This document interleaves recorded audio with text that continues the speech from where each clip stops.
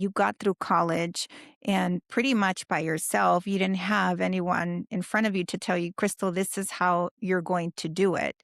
How did you navigate that? How did you navigate getting into college from filling out the paperwork to finishing a 4-year degree? How did you do that? Yeah, I was just telling someone recently that it's something I'm very proud of. Like I was just sharing that, you know, there was a lot of things I had to learn to do independently, both to ease the load from my mom and also because some things she's just never gone through herself, making a resume, applying for jobs, studying for certain things. So uh, our experiences, just the way I grew up and having our dynamic, I knew that there was a lot that I was going to have to figure out on my own.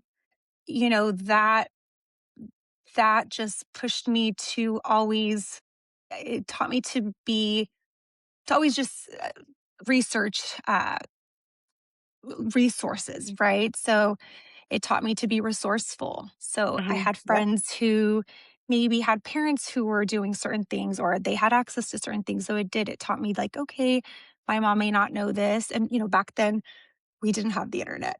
Yeah. So you had to be resourceful, and so that's definitely what that taught me. What was the question again, Ruth? Sorry, I Yeah, what forgot. did it teach you? But we'll Okay. move to the next one. Okay. So, as a first generation Latina, what is one of the biggest challenges you faced, even in your career, even in your life, even as a daughter? Like, what is one of the challenges that you have faced in your life when it comes to Crystal and who Crystal is? As a first generation Mhm. Latina, I guess this is a good one. This is like there's so many. That's why I'm like, which one's like the best Just one to pick pinpoint? one. Okay.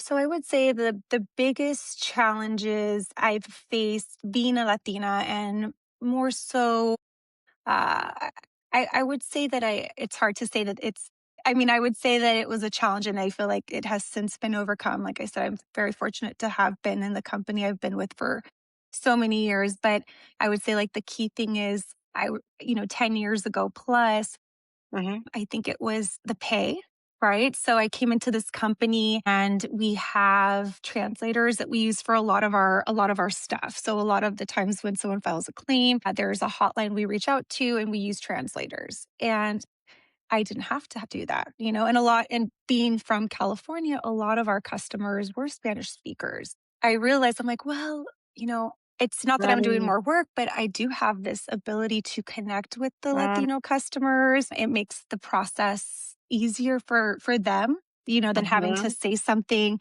say it to a translator, have it come back. So at first it was almost Mm. advocating for myself that I felt like, hey, I am able to contribute in this special Wow. way. I would like it's maybe and it's hard to ask for more money, right? But it's even just like Well, not let's say that there why? Why do you think it's hard to ask for more money?